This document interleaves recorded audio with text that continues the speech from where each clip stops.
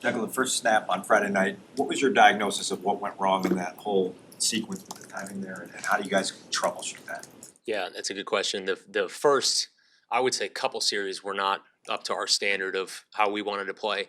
Talking about the first snap of the game, what happens is we end up snapping the ball a little bit late. We end up having to rush the ball handling a little bit, and the ball ends up on the ground. Which anytime it's on the ground, it's unacceptable. But obviously, you don't want to start the game that way, and so negative play right away from the rip, and then we put ourselves in a second down and kind of a challenging situation. But that's something that has to get cleaned up with the ball handling and the quarterback. And anytime we're going to be ball handling with a receiver, that's something that we want to make sure that it gets off. And so obviously disappointing, but that's kind of how it happened. Was it snap timing or strictly just the handling of the It ended up just being the snap timing was late, and so because of that, as he turned and kind of handed it, we were behind, and so he sped it up, and ball ends up on the ground.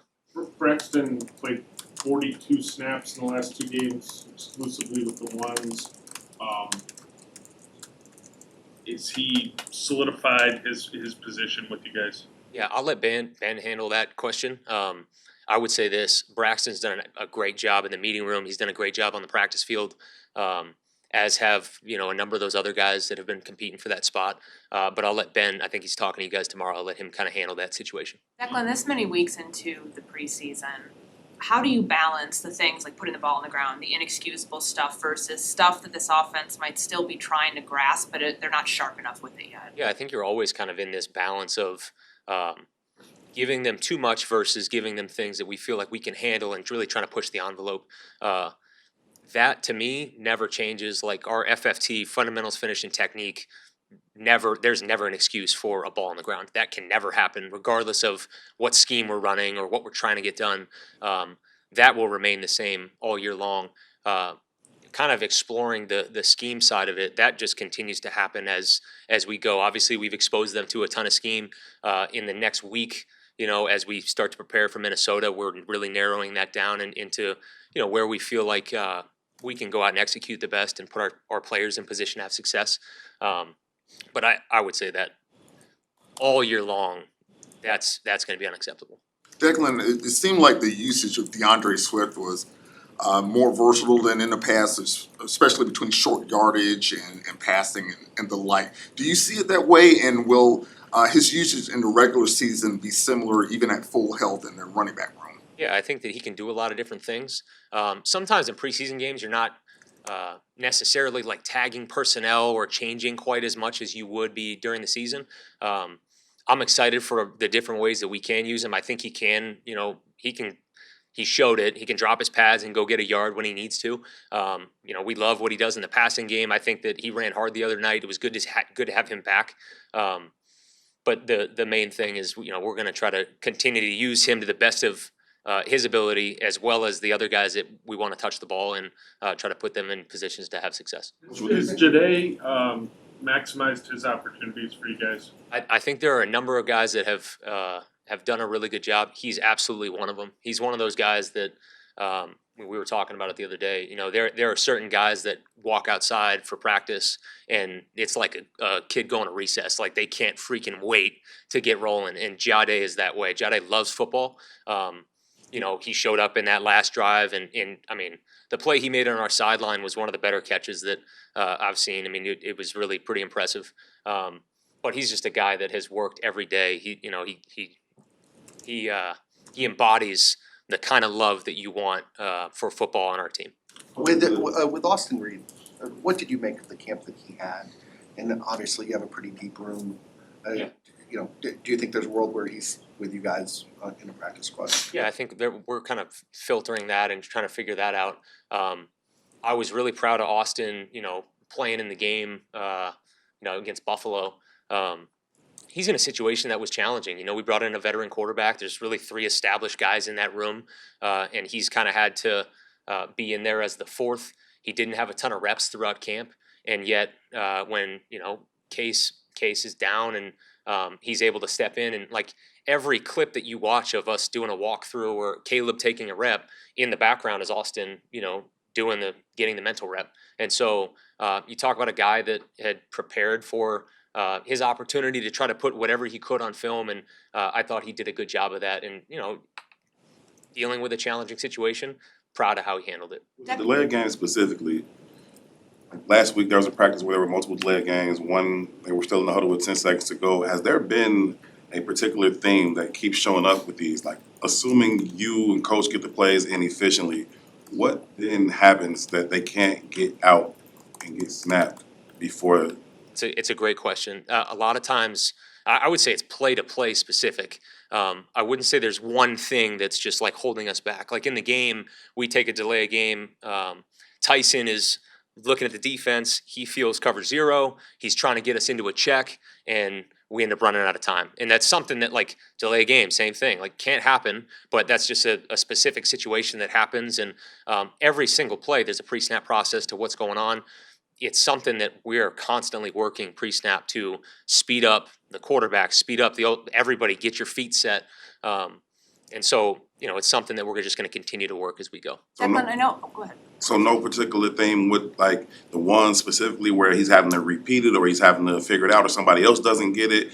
Like when they're in the huddle and 10 seconds to go and then he gets up to the line of scrimmage, which was in practice last week, gets to 2 seconds on the clock and he tries to cannon and get to something else. It's like something's not connecting there that's showing up kind of late in the process at this point. I know exactly what you're talking about. I've also seen improvement in that area where I think it was last week, we get down low on the play clock and he's clapping his hands and, he's, hey, give me the ball right now. I know I'm short on the play clock. And that's something we're constantly working with all the quarterbacks, being aware of where we're at in our process, when I need to speed ourselves up. And it's something that we're working through. With quarterback wristbands, I know every team's different with it. How come your guys don't wear them? That's a good question. Our guys feel comfortable spitting the play out. It's not something that they did in Detroit, and it's something that we haven't introduced to them thus far. I've been around it before. I think each quarterback is different. A lot of times when you're feeding them a play, they really like to be able to kind of envision it in their head so that they can call it. A lot of times when you're saying, hey, it's wristband 34, and they're reading it for the first time, they're a little bit later processing what's happening, if that makes sense. And so that's why, I remember being around Sean, and when we went to Denver, he was like, I don't want to use the wristband. I want them to be able to envision it. And it's really the same thought process. You mentioned Minnesota a little bit earlier. That can be a defense that's challenging to prepare for. Mm-hmm. You guys not only have a long week next week, but you've had all summer. Where are you guys at as a coaching staff in terms of Viking-specific prep? And at what point do you start kind of getting the players involved in what's going into the game? Yeah, so once the preseason game ends, obviously we change our focus. Our countdown clock says 14 days, and that we're all kind of flipping our mentality towards that as a coaching staff. As far as when we're going to introduce it to the players, that will be kind of later on this week, and then into next week we'll kind of shift our focus there. We still have 3 good work days that we need to improve here as an offense and as a team, and so that's kind of where we're at as a team. But I know all of our guys are up there and they're starting to get to work on that. I find it a little advantageous, particularly against this particular defense that's got a lot of different things to prep for. I think anytime you have more time for a defense, it's better than less time. They present specific challenges, not only with scheme but personnel. They're a unit that we have a lot of respect for, and that we're going to really work to have a good plan to put our guys in position to have success. Without asking about injury specifics, what's your level of concern with the running back room right now? Because you've got multiple guys that have been banged up. Yeah, I think your question kind of is, it has to relate to injury specific because of. I'm not asking like how long is this guy out or what is it? I just mean like we're depleted a little bit in that area, as you can see, and so we got to find ways to get our guys the ball. That doesn't always have to be the running back. That can be a wideout. That can be a tight end. But we'll continue to try to get the ball in the hands of our playmakers. That's On the second, TJ Morton is out of the backfield in really good practice. Does being down a couple of running backs entice you at all to put him back there more? Yeah, I think that same answer. We're trying to get the ball in the hands of our playmakers, and so whoever those people are and where they may be aligned pre-snap, can change. But I'll leave it at that. on the sack that Caleb, no, go ahead. I was gonna ask Declan, getting the call the second half of the Bills preseason game. What did that experience mean to you? And what did you learn from that that maybe you weren't expecting? Yeah, that was awesome. You know, you talk about a guy who's a teacher at heart, like Ben, to give me that opportunity to go do that. You know, he put up 370 yards of offense leading up to it, and so we were up 28-0. He kind of left us. I went to call the plays, and we were up so much that it was like, okay, here we go. It's a little bit different experience, but it was awesome.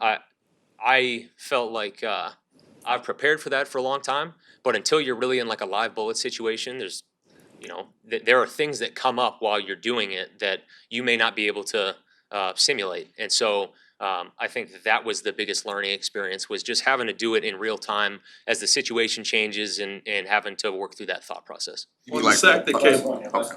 on the sack that Caleb took in the game, what'd you see on the tape? What's the coaching point there? Is it you got to get the ball out quicker, or did you like what you saw from Caleb stepping up in the pocket, trying to avoid the contact, but ended up taking the sack? Yeah, he said it as soon as he came off, and I asked him, "What's the one play you want back?" And that was the one he told me.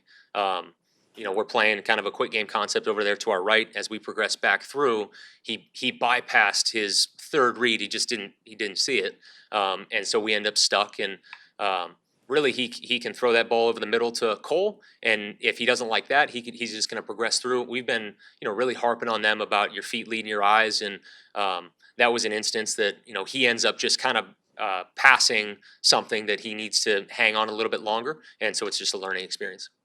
Thanks, Thanks, Declan. Declan. Thank you guys.